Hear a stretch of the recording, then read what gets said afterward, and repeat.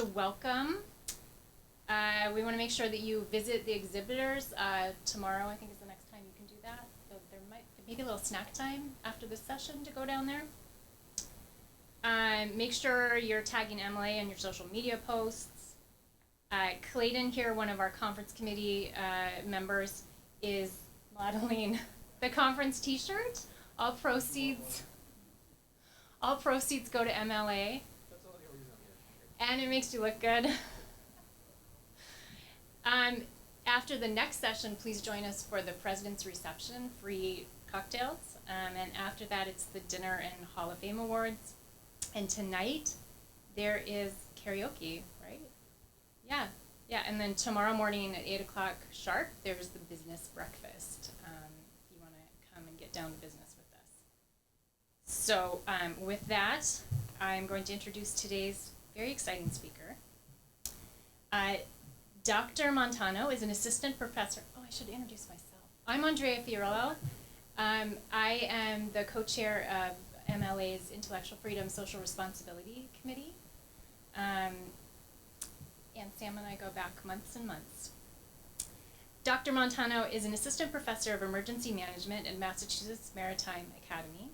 She has taught courses on disaster preparedness, response, recovery, and mitigation, vulnerable populations in disaster, the political and legal foundations of emergency management, disaster communication, and nonprofits. She is co-founder of Disaster Researchers for Justice and the Center for Climate Adaptation Research. Her first book, Disasterology, Dispatches from the Frontlines of the Climate Crisis, was named one of the best books of 2021 by USA Today and one of the best science books of 2021 by Science Friday. And I have two gently read copies because you wouldn't want to buy a new one because that just contributes to climate crisis, right? To give away to the first people who raise their hands at this exact moment. I'm going for you too. Okay, so please welcome Samantha Montano.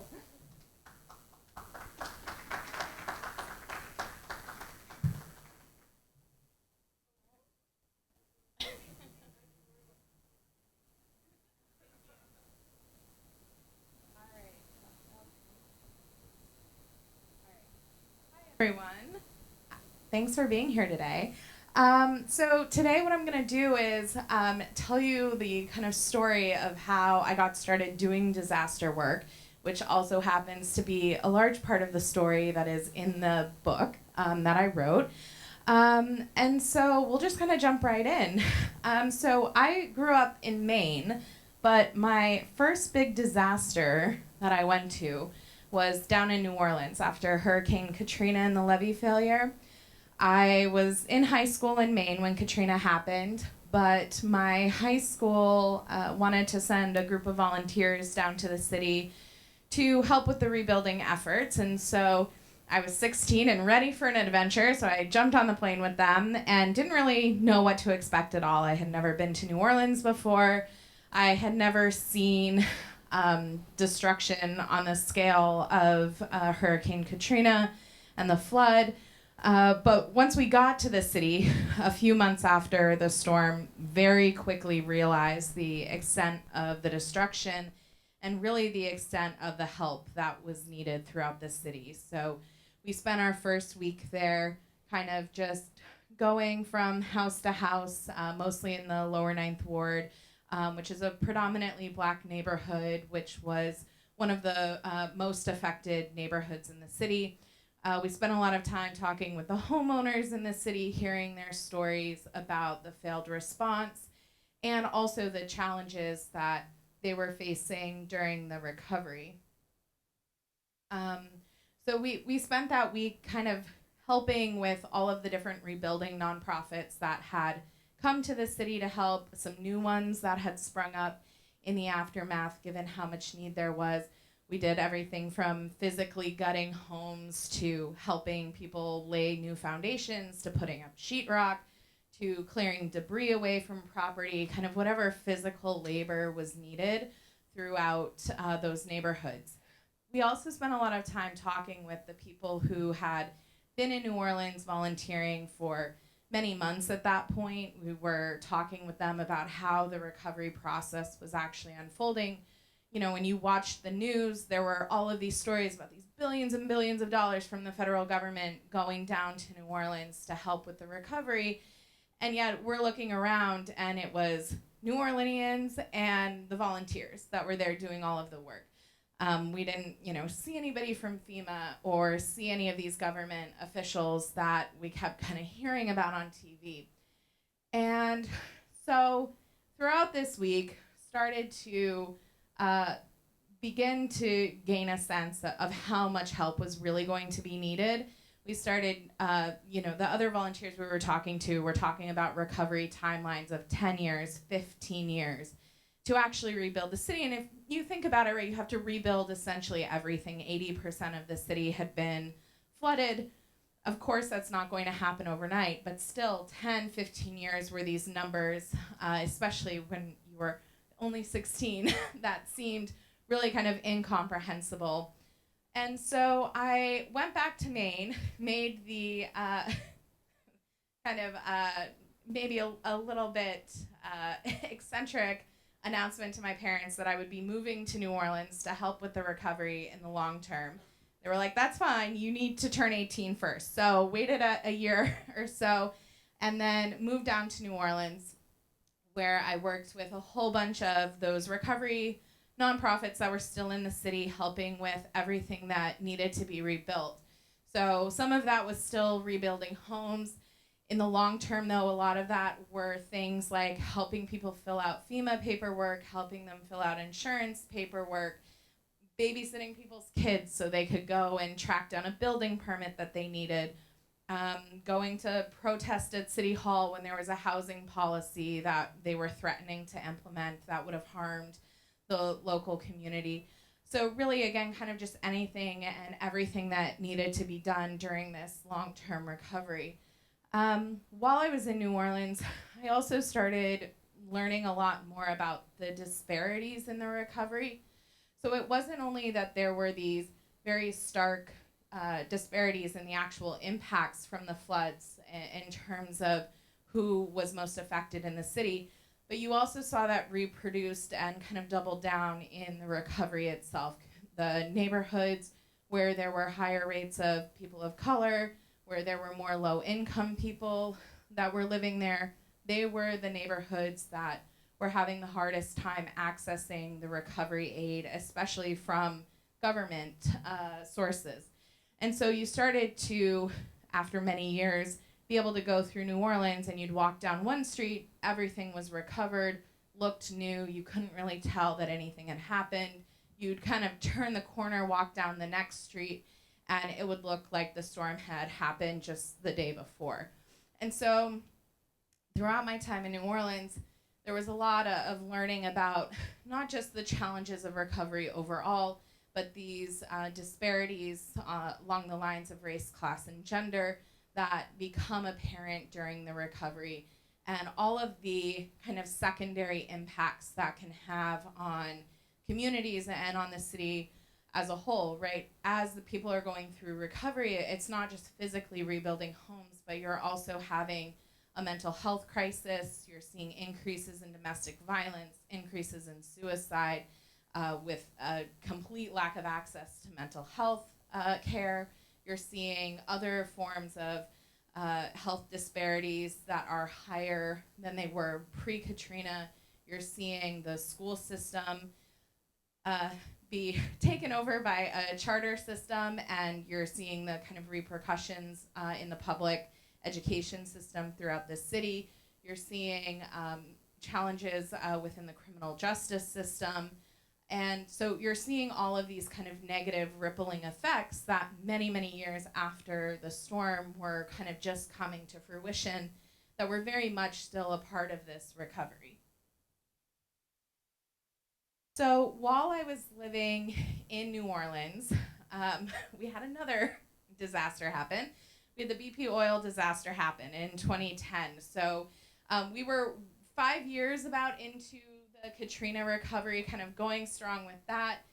Wake up one morning and the Deepwater Horizon oil rig had exploded in the Gulf of Mexico right off the coast of Louisiana.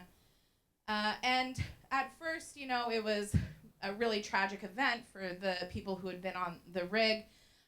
But it wasn't really clear what the impact was going to be to the coast. Over a couple of weeks, it became clear that there was oil gushing out of the ocean floor. If you remember, CNN had a live stream going of the oil coming out of the ocean floor, going for months, as BP tried to figure out how to actually cap the oil well. And so I had been working with a number of environmental nonprofits in New Orleans. We were doing things to try and bring like sustainability efforts into the recovery efforts. So things like putting solar panels on people's homes, things along those lines. And so we kind of dropped the work that we were doing in New Orleans and headed down to the coast to support those communities as they kind of became the front lines of this latest disaster. And so in coastal Louisiana, we did, again, kind of anything and everything that the local community needed help with. This was a very different event in terms of many of the impacts and kind of the length at which those impacts manifested along the coast. With Katrina, it was very hurricane, levees break, like one thing kind of comes after another. It's a relatively short duration in terms of the actual response, whereas this response was unfolding for 3, 4, 5 months. And so because of that, there were a lot of differences in terms of kind of who became involved, how the situation unfolded over the course of those months. So the groups that I worked with, again, kind of filled in as necessary, but we did a lot of community organizing, helping the local families there set up protests, helping them with messaging to media, especially the journalists that were coming from out of town, the national journalists that were kind of converging on the community. We helped them track health impacts that they were experiencing. We also brought in activists from other parts of the country that had dealt with somewhat similar situations. So if any of you know Ricky Ott, for example, she's one of the leading activists in the Exxon Valdez spill in Alaska. We brought her down so that she could work with the local community and kind of prepare them for what was coming in terms of the legal lawsuits that were about to unfold, what kind of information they needed to be tracking as a community to help them when they got to that point. And while I was spending all this time on the coast of Louisiana, I started to kind of think about disasters more broadly. When I had been doing this recovery work in New Orleans, I kind of thought that the challenges that were unfolding in New Orleans were pretty unique to New Orleans. I thought that there's this really complicated history of the city, and the particular politicians involved were kind of leading the recovery to unfold in this kind of chaotic way. But once I got down to the coast and we were watching BP unfold, it looked very similar despite the events themselves being very different. So there were all of these problems with coordination. Nobody had a plan. Nobody seemed to know what was going on. There was this complete lack of communication. There was an absence of trust between the public and the government officials who were leading the response, especially lack of trust with BP and private industry involved. And so it just kind of seemed like these same core issues were coming up again. But I was still like, well, maybe it's just a Louisiana thing. But soon after this, I went up to Joplin, Missouri after their tornado there, and kind of found the same thing. Again, totally different event in terms of the actual type of hazard, right? Hurricane and flood versus oil versus tornado. Very different communities demographically and in different parts of the country. And yet in Joplin, saw a very similar situation in terms of this lack of coordination, lack of collaboration, an extremely slow recovery process unfolding, lack of communication. And so I started to kind of wonder if there was some like broader problem going on here, right? That maybe it wasn't just that Katrina was such a big event, and that maybe it wasn't just because BP was such kind of a unique situation of needing to try and cap this oil well, but that even this event in Joplin, right, this tornado in the Midwest, which is kind of the most kind of traditional disaster, let's say, that you can kind of think of in the US, that even there were all of these problems, all of these struggles manifesting.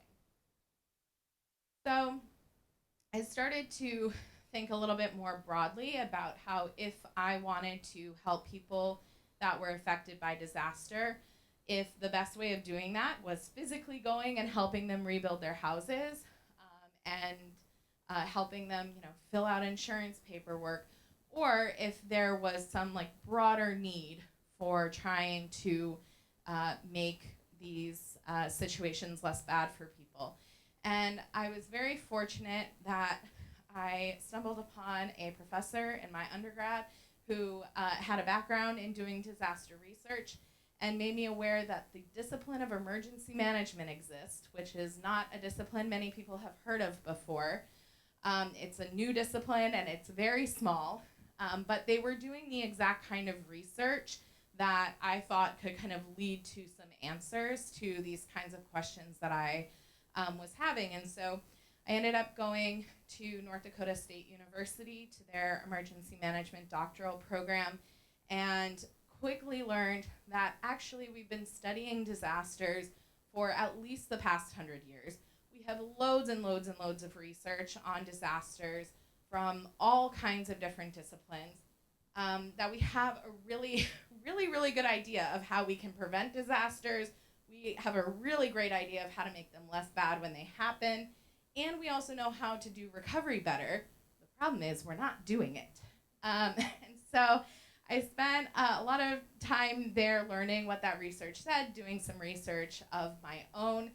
And then when I graduated, I was like, what? Like, how can we get this research from these like really, really random academic journals that no one has ever heard of into the hands of the people who actually need them, so that we can actually implement the answers to these questions in practice? What I've been working on since, why I wrote this book. But before I get to that, there was one kind of last nail in the coffin here, in terms of we have a really big problem here. So as I was learning about our emergency management system and how we do things to prevent disasters from happening, prepare for the disasters that we can't stop, actually respond to them, and do all this stuff in the recovery in the long term. And I was seeing that this system wasn't working out well for anybody across the country. We kind of added another major problem on top of that, which was climate change.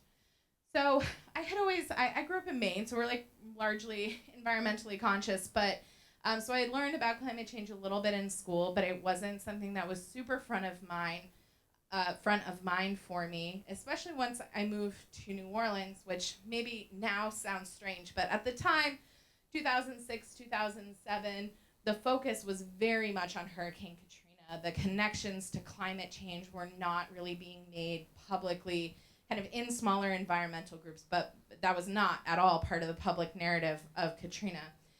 And so when I was doing this work in New Orleans, we were not talking about climate change at all. The environmental groups that we worked with were still doing these like very traditional sustainability efforts, like bringing recycling back in the city, getting people to install energy efficient light bulbs, putting solar panels, building community gardens, those kind of like very, very traditional environmental tasks.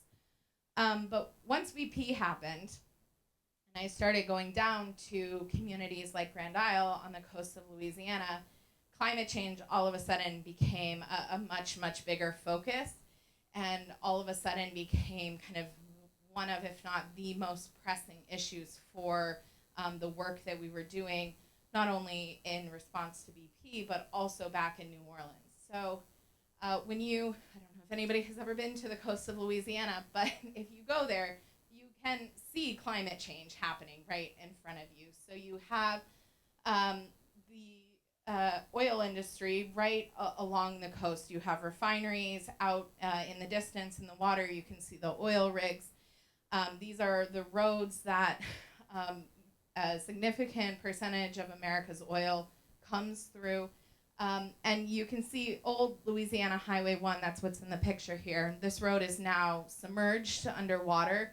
They've built a new road, which you can kind of see a little bit in the distance there, which is raised up above the water, which is what everybody drives on now.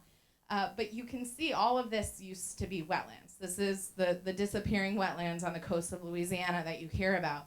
And so when I take groups of students down here, I always stop along the side of the road and I show them, right? These are the causes, the fossil fuel industry and the consequences of climate change all right here in front of us, right? You can see the cause, you can see the loss of wetlands, you can see the roads sinking under the water all right in front of you. And so we had like problem number one over here with the challenges in the emergency management system. But then on top of this, you also have this looming threat of climate change and our risk increasing across the country. Extreme weather is one of these first changes that has been brought about by climate change. And the emergency management system is right on the front lines of that. So usually when we think about climate change, we have these two problems that are distinct but interrelated. So usually when people think about climate change or when the media publishes on climate change or when you hear politicians talking about climate change, they're usually talking about problem number one, which is actually mitigating climate change. So carbon emissions and driving electric cars, all of that kind of stuff, everything that's in the Paris Agreement, the first parts of the IPCC report, that's all related to actually mitigating climate change, which is obviously very, very important, right? We need to be doing everything we can to prevent the climate from changing more. But we also are at a point now where we didn't completely stop the climate from changing. The climate is changing, and we're already beginning to see the consequences of those changes. So this brings us to problem number two, which is actually managing these consequences of climate change, right? So this is not to say that we are doomed and we should stop trying to address problem number one. We definitely need to keep doing that. But we do also need to be focused on the second problem here. So in climate and environmental circles, you may hear this referred to as climate adaptation, which is kind of the broader umbrella category for all, like dealing with all of the consequences of climate change.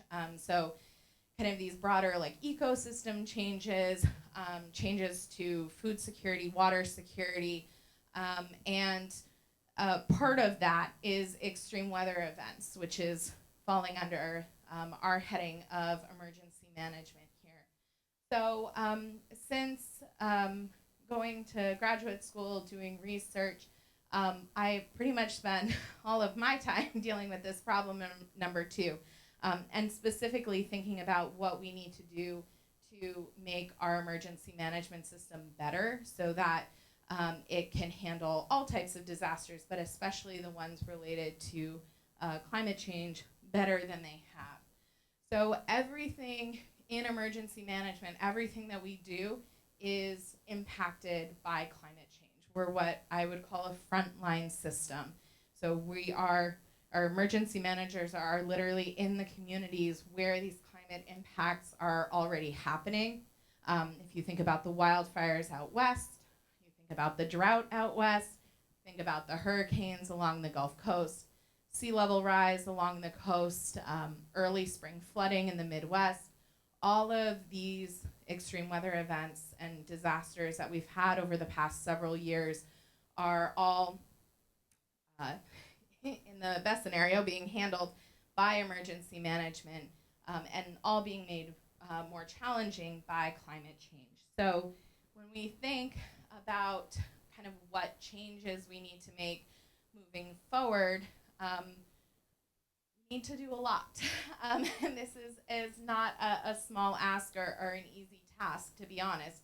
But again, we have the research that can guide us here. So we need to be seeing that there's more of an increase in doing hazard mitigation, so doing things to actually prevent these disasters from happening. So that's, building seawalls, restoring wetlands, any kind of like flood protection efforts. This is doing more mitigative efforts to prevent wildfires out west. We also need to make sure that when we are building new things like infrastructure across the country, that we are accounting for climate change when we're building these new things. Even when we're, building a new subdivision in your town, we need to be accounting for what those flood risk looks like, what that potential wildfire risk looks like, not just in the next couple of years, but 20, 30, 40 years down the line, depending on kind of what scenario we land on with climate change. We also need to be doing more to invest in emergency management at the community level and in our local government. So I've mentioned emergency management a couple of times. FEMA is maybe the agency that you're most familiar with at the federal level, but we also have state and local emergency management agencies across the country. And unfortunately, especially at the local level, these are wildly underfunded. I just did a project with my undergrads this semester where we looked at the funding for every town in Massachusetts, and it was very bleak. We've been on the phone with Massachusetts Emergency Management Agency talking with them about how to try and make some changes moving forward. And this is what we need to see across the country. When people think about what we need to do to prepare for disasters, our minds usually go to these individual actions, things like making go bags, having an evacuation plan for your family, and that is great, that is good, you should all have that. But disasters aren't these individualistic experiences. They're things that are experienced as a whole community. And so when we're thinking about preparing for them, we need to make these investments locally to the benefit of the whole community. And we also need to change our approach to recovery. We don't have time to spend 15 years rebuilding after a hurricane. The number of hurricanes that have hit, especially Louisiana, in just the past couple of years, it's been one right after another. There are communities across the entire coast of Louisiana and southeast Texas that have had so many floods that they haven't been able to rebuild from one before the next one has hit. And that makes them more vulnerable to the next flood that comes along. And so we need to be much better with our recovery system, making sure that we're getting resources to the people who need it most as quickly as possible so that they can make it through that recovery process and hopefully do things to mitigate their future risk before the next event happens.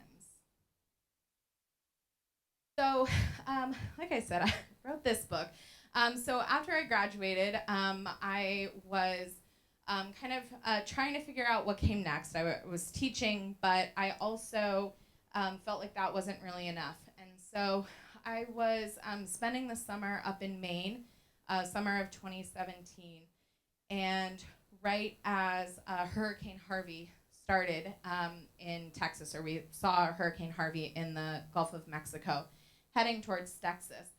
I had just finished writing my dissertation on flooding in southeast Texas and had been spending a lot of time in Texas during floods and after floods there, and had become very familiar with not only the risk in Houston and surrounding areas, but also with the nonprofits that were located in Houston and the local emergency managers who worked there.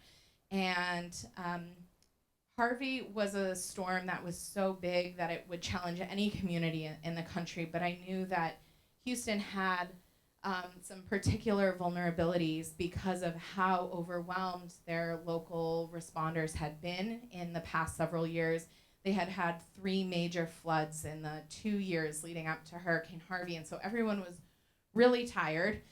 Resources were very thin, again, especially among local emergency managers. Nonprofits, the national nonprofits that kind of normally come in and show up after a disaster happens, had told me the previous year that they were at capacity, that they were having to decide which towns they went to because they couldn't go to every one across the country. And so that was kind of where we were at going into Harvey. Of course, Harvey was the worst rain event in US history, broke every record. The hurricane itself moved incredibly slowly throughout Texas, which is a telltale mark of climate change's influence on that particular storm. And the damage was completely devastating. And then, of course, about a month later, or a couple weeks later, we have Hurricane Irma form on the East Coast, threatened Florida. And then a couple weeks after that, we had Hurricane Maria completely devastate Puerto Rico. And as we have one storm after another like that, it was hard to think of another time in US history that there was such a strain put on our emergency management system. And by the time Hurricane Maria made landfall in Puerto Rico, the resources just were not there to respond in the way that that event in particular needed to be responded to. And so this was kind of one of our biggest fears among disaster researchers coming true, that we had failed to build this capacity within our emergency management system to respond to these three events, which weren't a surprise, right? Any of those events were ones that had been well known and planned for. And it was, as a disaster researcher watching that unfold, it was incredibly helpless. There was very little we could do. We were sharing as much information as possible with folks that we could about how to access aid, access resources, but there was very little that we could do. And it's incredibly frustrating because we know that there's all of this research that can be used to make these scenarios less bad. And so that led me to writing this book. Eventually, took a few years. But I wrote this book, and it is part memoir, so it's about more in depth on some of these stories that I've mentioned in New Orleans, in the coast of Louisiana following BP. I also talk a lot about growing up in Maine and flooding on the coast of southern Maine that's happening right now. And I talk about the COVID response as well. All kind of from this disaster researcher perspective of here's what's happening, here's what the research tells us about what we should be doing differently. This is why these disasters, these events, don't need to be as bad as they have been, and the changes that are needed moving forward. Largely it comes down to policy change across the country at the national level, but also at the state and local level. These are changes that can be made. They're difficult to be made, but kind of the one underlying challenge of being able to make those changes is that people need to know that those are the changes that need to be made. Right now, the emergency management system isn't something many people know much about or haven't really thought of unless you've personally kind of been through a disaster and needed to navigate FEMA to try and find aid. And that's a real problem because it's hard to make a change or advocate making a change in a system until people really understand that that system exists and what those changes are that are needed. So this book is really an attempt at trying to give people the big picture view of what the system is supposed to do, what it could do, what it's not doing. And I think this is kind of a different approach than kind of traditional disaster books have taken in the past. Very often you'll see kind of the case study approach to books where you'll have a book on Katrina, a book on the Haiti earthquake, a book on the Paradise fires out west. And that's good, right? Though telling those stories of those individual events is really important. But if you're trying to make systemic changes, which is what we need here, then you have to kind of talk across all of those disasters. You have to synthesize what we've learned from all of those disasters to find those commonalities, find those kind of core problems, the lack of communication, the lack of coordination, the lack of trust in government, across all of those events to show that what's happening when we experience a disaster, even though it can feel like it's very unique to us, is actually something that happens to most people when a disaster happens. And again, that's not to minimize anyone's personal experience in disaster, but it's to say that this is actually a kind of a good thing, because it means we have this shared experience. It means that there's the possibility for systemic change in how we go about managing these events. So um, that's the pitch for the book, and I've ended up here. I'm happy to do some questions now.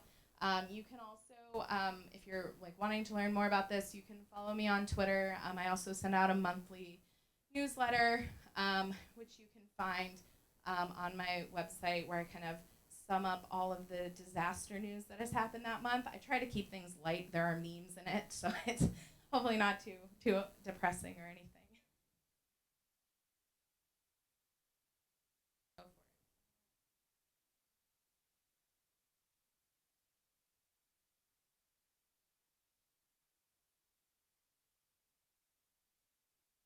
Yeah, so she asked if I could have my choice at two federal policies to be adopted for emergency management. So the first one, stick with me here, is to take FEMA out of the Department of Homeland Security. This sounds a little obscure. I promise this is super, super important.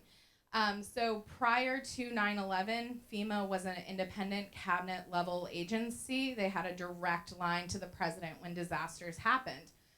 Which is very important, because disasters very often happen with no warning, and you need to get to the White House to get declaration approvals, to open up bank accounts and resources to send to the local community. After 9/11, they created the Department of Homeland Security. They jammed a whole bunch of different agencies under that department, including FEMA. And this has, for the past 20 years, caused all kinds of problems in our disaster response.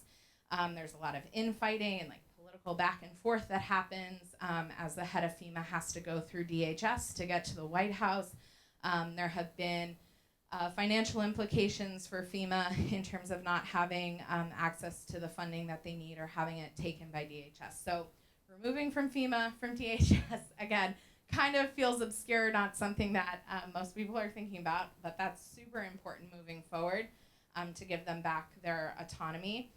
And then a second one would have to be just an unbelievable increase in funding for mitigation efforts. So right now we have, this past year, the Biden administration has about $1 billion going towards mitigation across the country, which sounds like a lot, but keep in mind these are very expensive projects, right? Building levees is not cheap. So $1 billion is many, many billions short of what we actually need each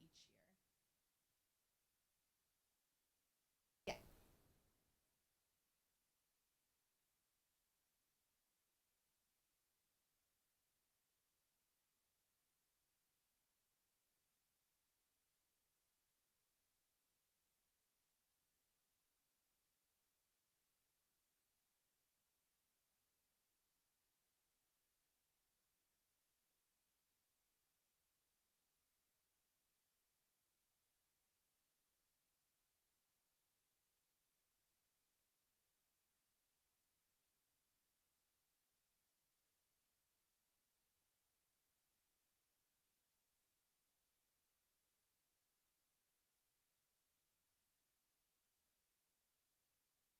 Yes, absolutely. Please do that. Yeah, so I think one thing that's going on with climate change is, first of all, there's like a generational difference happening. I think like my generation and older, or my generation, like maybe got a little bit of climate education in school, maybe. And then I think older than us, it was pretty minimal. And so I think one issue is that hopefully the younger generations, they have a little bit more to go on in terms of what they've learned in school, what they've learned about in their classes. But I think for kind of the older generations, there isn't necessarily a really trusted space to go to get even basic climate science. And you're really having to depend on, having kind of stumbled upon a climate book, somewhere, and hopefully it's written by somebody who's actually an expert and is being truthful in what they're writing, or what you're seeing in the media. And depending on which media you're watching, you're going to get a really different picture. It's only been, even in media where there is much more factual accuracy in climate reporting, it's still only been in the past year or two that you've seen them directly connecting hurricanes and wildfires and other extreme weather to climate change in their reporting. And even now, I mean, it's kind of hit or miss on the climate reporting when it comes to disasters in terms of accuracy. So I do think, especially where there's a lot of misinformation and disinformation on climate change, it's really tough for people to know kind of who to listen to. And also, not only in dealing with the facts, but also in helping people understand kind of what to think about those facts. Um, I think historically in climate communication, there's been a tendency to lean towards like, here are the facts, this is the percentage of whatever, blah, blah, blah, the statistic that they have. And that's great, that's fine, but there's very often kind of a lack of context around that about what does that actually mean for us, for me, and what do I need to do about it, right? Telling people they need to recycle isn't really flying anymore, right? With folks, like, we know that that's not it. And so I think what you're saying about like trying to then connect that to like to broader civic engagement and figuring out how to help people figure out how to integrate climate action into their lives also is something that is really important right now. And I think libraries are a great place for people to access that information.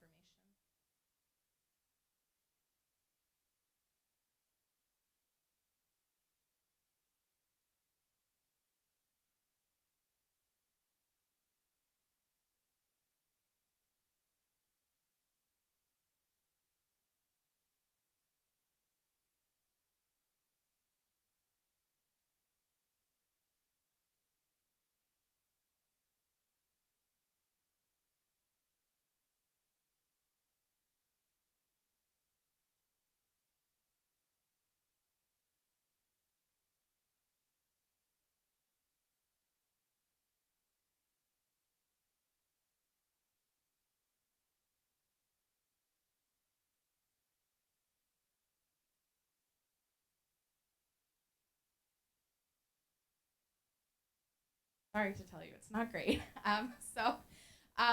So he's asking about kind of the state of disaster capitalism. So if you need a primer on that, Naomi Klein's book, The Shock Doctrine, is the one to read. Yeah, so the idea is that when disasters happen, corporations, the political elite can take advantage of those moments to implement their own ideas and to profit off of that disaster. So there are all kinds of examples from all over the world.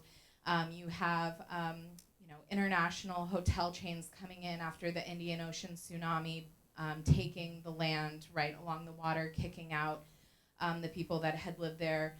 Before the tsunami, you have examples I briefly mentioned in New Orleans of the public school system being taken over by a charter system in New Orleans. They knocked down public housing in New Orleans, right? The list goes on. And unfortunately, we still see this happen a lot. This is one of those issues related to disasters that doesn't get anywhere near as much media attention as it needs to get. And a lot of people don't even really know that it's going on because there is a lack of media coverage, and especially among like mainstream media.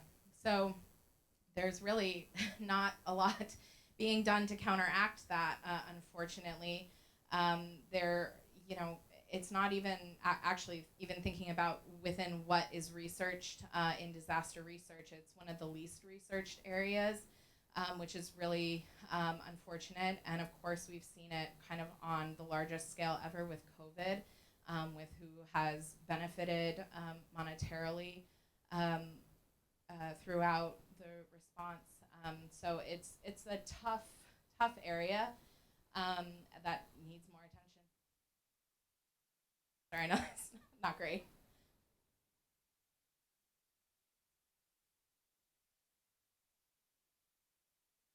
Yeah, sure, sure. So, um, yeah. So, the COVID response has been quite the adventure. So, we uh, preparing for a pandemic is one of the scenarios that emergency managers think about all the time and have always thought about all the time. It's one that the federal government, actually going back to especially the Bush administration, took a real interest in, particularly in the context of preparing for potential bioterrorism events. And so there was actually a pretty substantial investment in pandemic planning and preparedness efforts at the federal level as compared to other types of hazards like wildfires or hurricanes. And um, you have a depth of expertise within public health all across the country.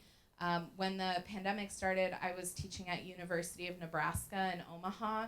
And Omaha actually is one of the centers of preparedness or pandemic preparedness for the country.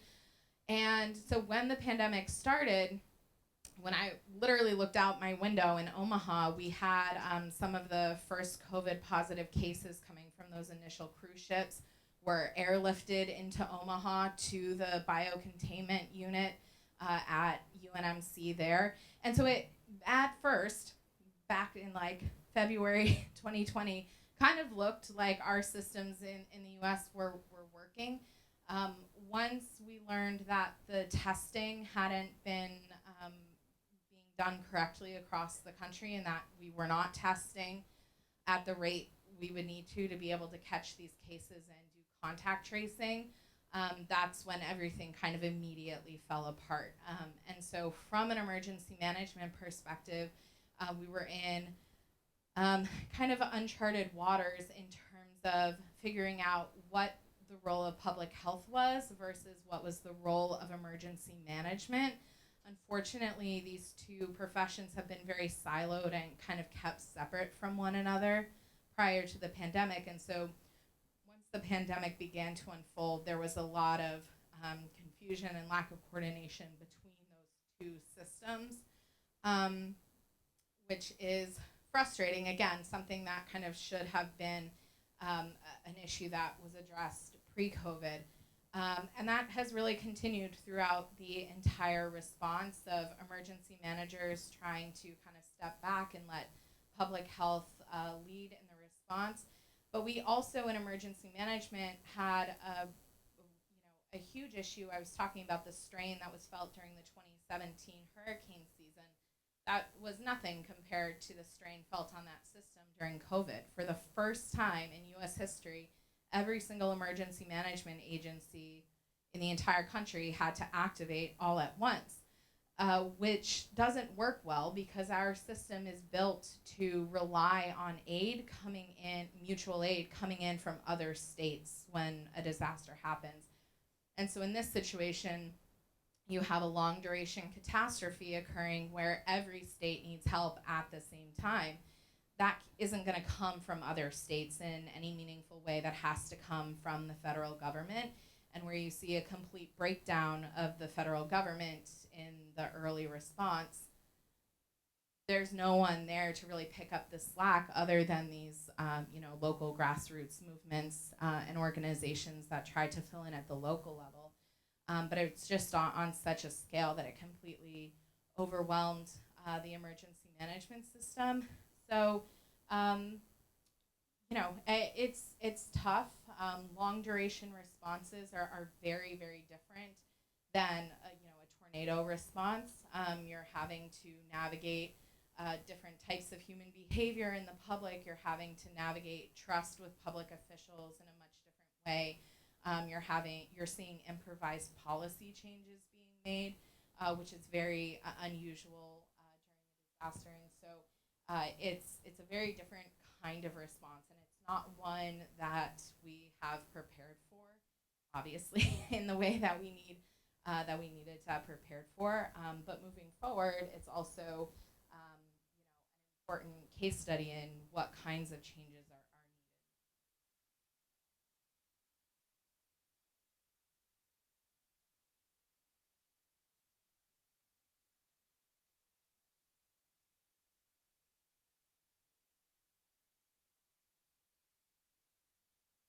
Sure.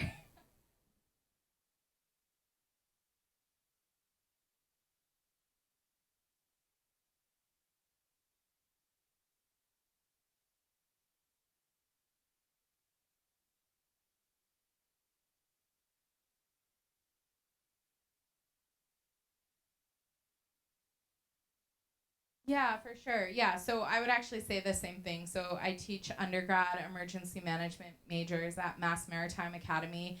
And so for all of them, they're going to go into responder fields. They're going to go work at FEMA, work at local emergency management agencies, go work at humanitarian organizations, etc. And that is very hopeful. When I first started teaching undergrads, probably about 7 years ago, I was teaching at North Dakota State University in Fargo, North Dakota. And when I did, like, third week of school, when I did the climate change lecture, it was very much, here are the basics of climate change. This is why this is real. This is happening. And usually by the end of the semester, everybody was on board, but it was a bit of a lift. Now, when we do climate change, we spend about 10 minutes on what is happening and why this is true, and the rest of it is, okay, well, now what do we do about it? And I think that shift, part of that's geographical, but also it also, I think, indicates how quickly people's minds are changing and people's understanding of climate change is happening. And a large part of that, the research shows, is being driven by these disasters that we're experiencing, which is why it is so important to see media making those connections, because that's where people are getting their information about how climate change is already impacting people, right? It becomes much more personal for them. So my students give me hope for the future. They're ready. They're trying really hard, and they're all going into it too. I should say, when we're teaching them emergency management, we're not just teaching them what to do. When they go and do search and rescue after an earthquake, we're teaching them what kinds of policy changes they need to advocate for once they're in positions within agencies to do so. So they take a much more critical approach to emergency management. Questions? Yeah.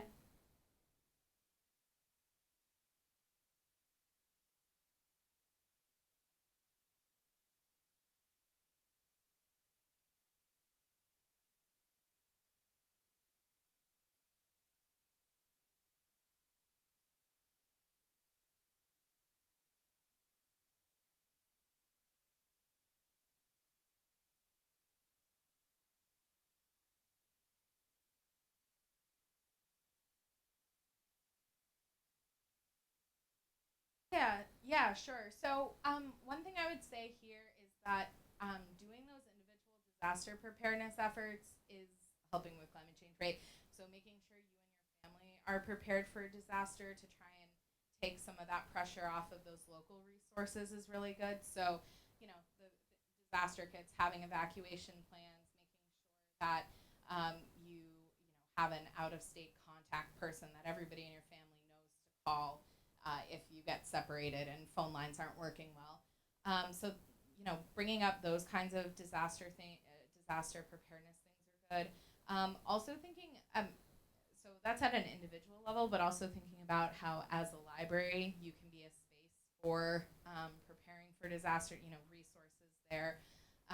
Even I know some libraries have already done this, but working with your local emergency manager in your town to use the library as a shelter, or after a disaster to use the computers to help people access recovery aid through the internet if they don't have a computer anymore.